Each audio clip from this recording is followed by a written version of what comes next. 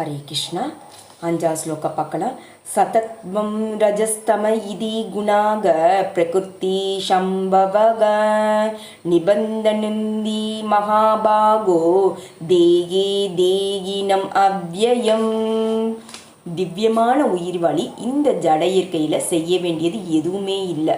இருந்தாலும் இந்த ஜட உலகின் கட்டுப்பாட்டுக்குள்ளே வந்துள்ளதுனால இயற்கையின் 3 குணங்களின் வசியத்திற்கு உட்பட்டு செயல்படுறாங்க. இயற்கையின் பல்வேறு நிலைகளுக்கு ஏற்பதான் உயிர்வாளிகள் பல்வேறு விதமான உடல்களும் இருக்காங்க. அதே போல இயற்கையை ஏற்ப செயல்படுமாறு அவங்க தூண்டப்படுறாங்க. இதுதான் பல்வேறு இன்ப துன்பங்களுக்கு காரணமும் கூட. 6ஆம் ஸ்லோகம் தத்ர சதத்வம் நிர்மலாத்வாத் பிரகாசாகம் அநாமயம் சுகசங்கேன பத்னாதி ஞான சங்கேன சானகக.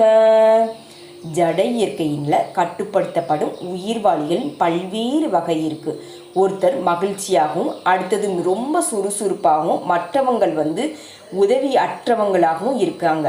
இப்போ மனோநிலையின் இதே போல் பல்வேறு தோற்றங்கள் இயற்கையின் உயிர்வாளிகளில் கட்டுண்டிருப்பதற்கு காரணமாக அமையுது.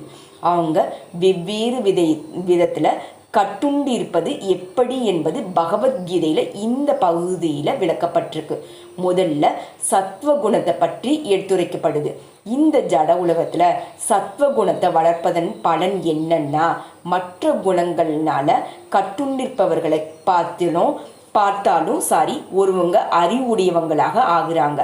சத்வகுணத்தில் உள்ள மனிதர்கள் ஜட துன்பங்களால் அவ்வளவாக பாதிக்கப்படுறாங்க. மேலும் இந்த ஜட அறிவில் தான் உயர்ந்த நிலையில் இருக்கிறதாக அவங்களும் உணரவும் செய்கிறாங்க. சத்வகுணத்தில் நிலை பெற்று இருக்க வேண்டிய பிராமன் இதே போல பிரதிநிதியாக இருக்கிறாங்க. சத்வகுணத்தில் இருக்கிறவங்க ஏறக்கூடிய தனது பாவ விளைவுகளிலிருந்து விடுபட்டுள்ளவங்க என்ற எண்ணம் அவங்களுக்கு ஒரு இன்பத்தை அளிக்குது. உண்மையில் சத்வகுணம் என்னன்னா பெரும் அறிவு என்னும் பெரும் இன்பம் என்னும் வேத இலக்கியங்களில் சொல்லப்படுது. இங்குள்ள சிக்கல் என்னன்னா, ஒரு உயிர்வாளி சத்வகுணத்தில் நிலை பெறும்போது அவங்க மற்றவர்களை விட அறிவில் முன்னேறியவங்களாகவும் சிறந்தவனாகவும் தன்னை கருதும் நிலைக்கு வர்றாங்க. இப்படி அவங்க கட்டுண்டவனாகி விடுறாங்க. விஞ்ஞானிகளும் தத்துவவாதிகளும் இதற்கு ரொம்ப சிறந்த உதாரணம் கூட. ஒவ்வொருவரும் தங்களது அறிவினால பெருமை கொண்டிருக்காங்க. மேலும் பொதுவாக அவங்க தங்களது வாழ்க்கை தரத்தை உயர்த்தி கொள்வதனால ஒரு வகையான பௌதீக சுகத்தை உணர்றாங்க. கட்டுண்ட வாழ்வில் உணரப்படும் இந்த முன்னேறிய சுகம் அவர்களை இந்த ஜட இயற்கையின் சத்வகுணத்தினால பந்தப்படுத்தப்படுது. இதனால சத்வகுணத்தில் செயலாற்றுவது அவங்க ரொம்பவும் கவரவும் படுறாங்க.